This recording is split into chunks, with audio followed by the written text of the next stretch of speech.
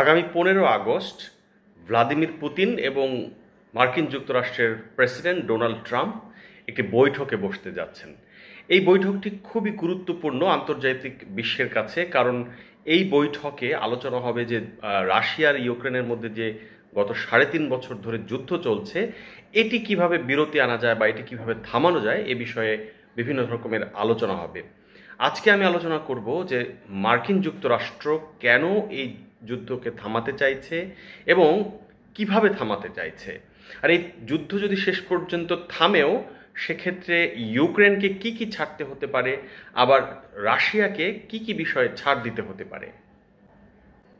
মার্কিন president Donald ট্রাম্পের নির্বাচনের আগে তিনি একরকমের প্রতিশ্রুতি দিয়েছিলেন যে তিনি যদি নির্বাচিত হন তাহলে 24 ঘন্টার মধ্যে রাশিয়া আর ইউক্রেনের মধ্যে যে যুদ্ধ চলছে এটি তিনি থামাতে পারবেন বলে এক ধরনের তার সম্ভাবনার কথা বলেছিলেন। সেটি তিনি চেষ্টাও করেছেন নানাভাবে, কূটনৈতিকভাবে প্রথমে চেষ্টা করেছেন, দফায় দফায় আলোচনা, টেলিফোন আলাপ, বিভিন্নভাবে চেষ্টা করেছেন, কিন্তু শেষ পর্যন্ত সেটি বাস্তবে আমরা দেখতে পাইনি যে কোনো সমাধান।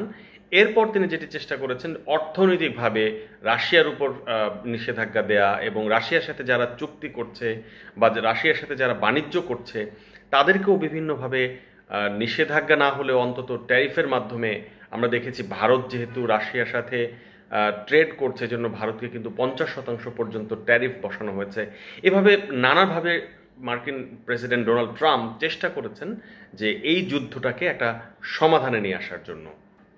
অনেকেই বলছেন যে প্রেসিডেন্ট ডোনাল্ড ট্রাম্পের পক্ষ থেকে এটি সম্ভবত তার শেষ চেষ্টা যে আলোচনার মাধ্যমে এই যুদ্ধটাকে থামানো, এবং সেজন্যই কিন্তু তিনি 15 আগস্ট আলাস্কায় একটা বৈঠক বসছেন এবং এই বৈঠকের বিষয়ে রাশিয়াও নিশ্চিত করেছে যে এই বৈঠকটি হচ্ছে। এখন প্রশ্ন হতে পারে যে আলাস্কা কেন? আলাস্কার একটি দীর্ঘ ইতিহাস রয়েছে। আলাস্কা এমন একটি প্রদেশ যেটি রাশিয়া এবং মার্কিন যুক্তরাষ্ট্রের সাথে খুব কাছাকাছি। এই রাশিয়া থেকে পার হয়ে বেরিং প্রণালী, তারপর পার হলে পরেই মার্কিন যুক্তরাষ্ট্রের আলাস্কা প্রদেশ। এটি একসময় রাশিয়ারই ছিল। রাশিয়া 1867 সালের দিকে মার্কিন যুক্তরাষ্ট্রের কাছে এই প্রদেশটি বিক্রি করে দেয়। সুতরাং দুই দেশের কাছে এটি একটি ভালো জায়গা বসার জন্য, এবং তারা কিন্তু এখানে বসছেন। অনেকেই আলোচনা করছেন যে এখানে জেলেনস্কি থাকবেন কিনা।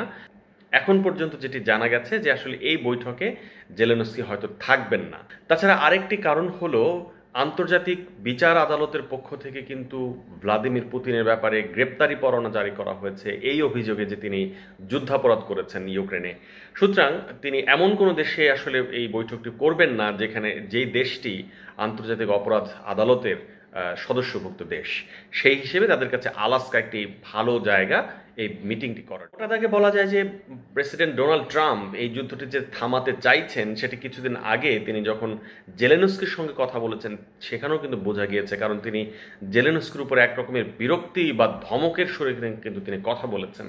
এবং এই যুদ্ধটি থামাতে চাওয়ার পেছনে একটি বড় কারণ যুক্তরাষ্ট্র কিন্তু এই যুদ্ধে অর্থায়ন করছে নানাভাবে। তাছাড়া এই যুদ্ধ যদি তিনি বন্ধ করতে পারেন সত্যিকার অর্থেই, তাহলে শান্তিতে নোবেল পাওয়ার তার যে একটা সুপ্ত বাসনা আমরা বিভিন্ন সময় দেখেছি সেটি আসলে পাওয়ার ক্ষেত্রে তিনি এক ধাপ এগিয়ে যাবেন। এরই মধ্যে আমরা দেখেছি যে আজারবাইজান এবং আর্মেনিয়ার মধ্যে একটা শান্তি চুক্তি হয়েছে, এবং এই চুক্তিতে কিন্তু ট্রাম্প একটা বড় রকমের ভূমিকা রেখেছেন। ভারত পাকিস্তানের যে যুদ্ধ হয়েছে জাস্ট কিছুদিন আগে, সেখানেও ট্রাম্পের পক্ষ থেকে দাবি করা হয়েছে যে তিনি এখানে ভূমিকা রেখেছেন, যদিও ভারতের পক্ষ থেকে বলা হয়েছে যে এখানে তৃতীয় কোনো দেশ বা তৃতীয় কোনো পক্ষ এখানে তেমন কোনো ভূমিকা রাখেনি।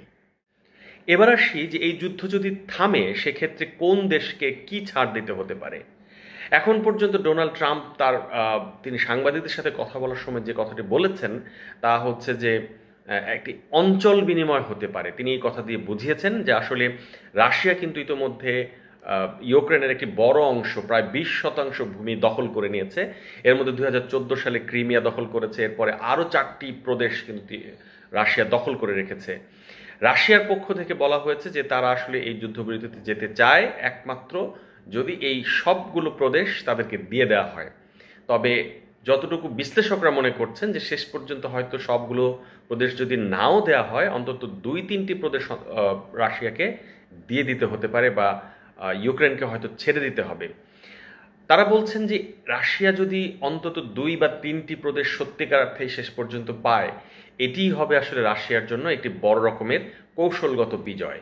তাছাড়া বিশ্লেষকরা বলছেন যে যুক্তরাষ্ট্রের পক্ষ থেকে একটি বিষয়ে রাশিয়াকে বলা হতে পারে, সেটি হচ্ছে গাজায় যে হত্যাযজ্ঞ চলছে এবং গাজা যে দখল করে নেওয়ার ব্যাপারে ইসরায়েলের পক্ষ থেকে এক ধরনের আইনি প্রক্রিয়ার মধ্যে তারা পাশ করেছে সংসদে, এবং তারা প্রচেষ্টা চালিয়ে যাচ্ছে যে গাজাকে পুরোপুরি দখল করে নেওয়ার জন্য।